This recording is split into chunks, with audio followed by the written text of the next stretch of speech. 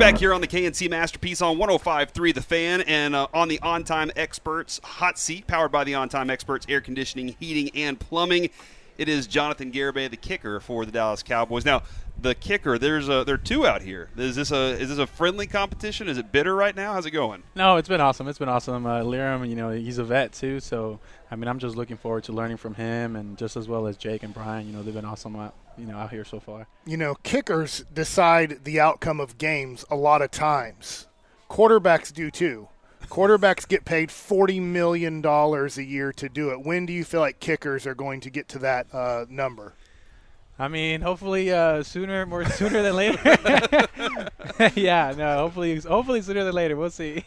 Now, my co-host here, he had a chance to go to Texas Tech. Did you say you had 3 semesters there? I went for 3 semesters. I was a baseball player, and I signed with Texas Tech, but I ended up getting drafted and signing out of high school. So I went to Texas Tech. My wife graduated Texas Tech. I just go there during the falls. Oh, that's awesome. That's awesome. No, Tech is an awesome place. Lubbock is awesome. The people there are great. So, have you seen the $200 million that they're adding and what the pictures look like and everything? Yeah, I was like, man, they do all this when I leave. When we leave, that me and a couple of other guys that left were like, wow, we leave and they get all the new stuff. Yeah. No, it's awesome, man. Tech's on the come up. Yeah. Now, you were just telling a really interesting story about how you got into football, and can you kind of tell that a little bit? Because I want to ask you a little more about what the difference is now. Yeah, well, I grew up playing soccer, most of my childhood, growing up. And once I got to middle school, I was still a big soccer player. And a lot of my friends from middle school, they were going to try for the football team, the next following year, freshman year. And they were like, hey, man, come on, try out with us, and keep the group together. And I was like, all right, I'll do it. I don't even watch it, but okay. So I tried out. I was probably playing, running back, linebacker, I think, that summer. And then we had kicking tryouts, and our coach gathered the whole team up, midfield, and had everybody, that wanted to try to kick, to kick. And I was like, I play soccer. It can't be that hard. As soon as I kick the ball, the coach just looks at the ball, and he blows the whistle. He's like, all right, we found our guy. He grabs me from the face mask, he's like, son, you're going to kick for the next 4 years. That's it. And I was like, all right, okay. Was that the first time you ever kicked a football? Yeah. Yes. He did it well enough, huh? Yeah. Was it, when you did that, was it just a kick-off, or were you trying to kick a field goal? It was a kickoff. It was a kickoff. And then, with time, I was able to learn the technique and stuff. But, yeah, it was just like a kickoff, and I was like, all you got to do is kick it far. So that's all that I did, and, I think it worked out well so far. Awesome. Have you then, as you've gone along, is it just kicking the ball, or is there something different to it? Because we see some guys taking notes. You can't make it too complicated. At the end of the day, it's, you just got to make kicks. But, through that process, when I became a junior in high school, that's when I really learned the technique of, the alignment and stuff. And I just kind of put it to my own use, kind of with whatever worked with me naturally. And, that's kind of what I kept it with. Because at the end of the day, it's like anything. The more you put in, it's the more you'll get out of it. So, I just put in my work, and that's it. How do you try to keep the same mindset between maybe a kick in the first quarter versus there's 5 seconds to go, that this is going to determine the outcome? Because as much as I try, or major league pitchers try, the first inning and the ninth inning, there is a different, feeling and sense to it. Yeah, well, at the end of the day, you just got to go 1 for 1. You got to have that mindset, It's not trying to go 30 for 30, 40 for 40, the end season goal, whatever. No, it's just 1 for 1. Every kick is different. Every kick has its own little things. Just go 1 for 1. That's it. Do the posts feel smaller whenever you're further away? Do you have to tell your mind, no, it's the same size? No, I really don't think about that, honestly. One thing that just totally changed the way I looked at it, as you back up, this happened recently while I was training. John Carney, he's a coach out of San Diego. He kicked in the league for a while. Mm-hmm. He just told me, he's like, Garibay, when I kick, I don't even look at the post anymore. I just look at the alley, the hashes, because the posts are the same width as the hashes. Oh. The hashes are down the post. So he's like, just kick it into the alley, and that's it. Oh, so man. I was like, that's sick. That changes everything for you there. So, no, but it was an awesome tip. And, at the end of the day, just, trust the alignment, and, if you align correctly, just kick the ball the same. The ball should follow its line. How many times at Texas Tech did you have to make a tackle? Oh. In practice? Man, I had a few guys. Yeah. Yeah, but I don't think in a game I ever had. Oh, I had a forced fumble against Oklahoma State, 2020. You can look it up. Okay. Forced a fumble. Yeah. How pumped were you when that happened? I was pumped, but then nobody was there to recover the ball. Oh, they got it so back. They got it back. Yeah. Was it like a legs tackle? No, it was an actual nice form tackle. Awesome.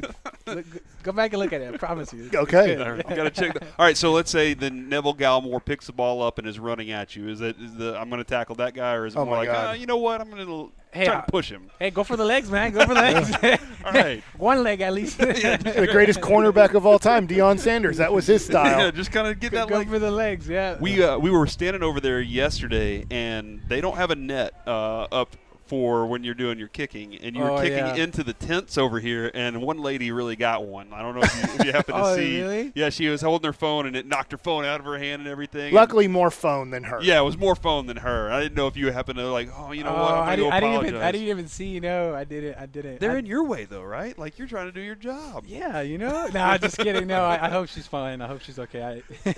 What are some of the fun games that you play with maybe the other kickers or with yourself to kind of, instead of just kicking, that there's another thing that maybe you're trying to do to keep it interesting?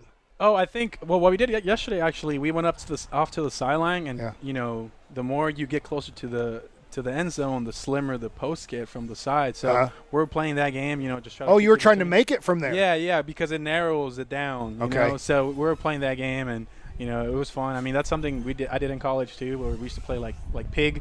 Yeah. But you don't follow the hashes. You just can kick anywhere on the field. You can kick from the numbers or wherever. So, just keep it interesting, keep it fun. Do you have a hash that you like better? No, I don't think so.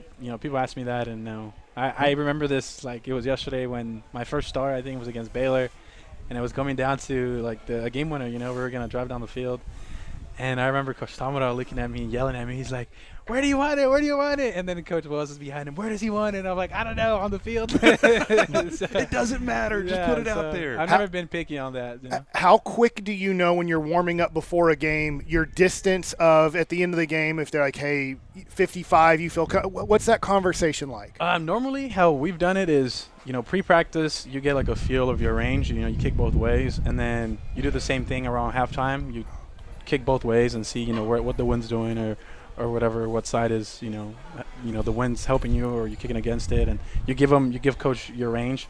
That's how I've done it in the past. You just give coach my range and stuff. In Lubbock with the wind, how far have you made a field goal? Doesn't even have to be in the game, like when you've been practicing, because I've been in Lubbock and the wind can get going.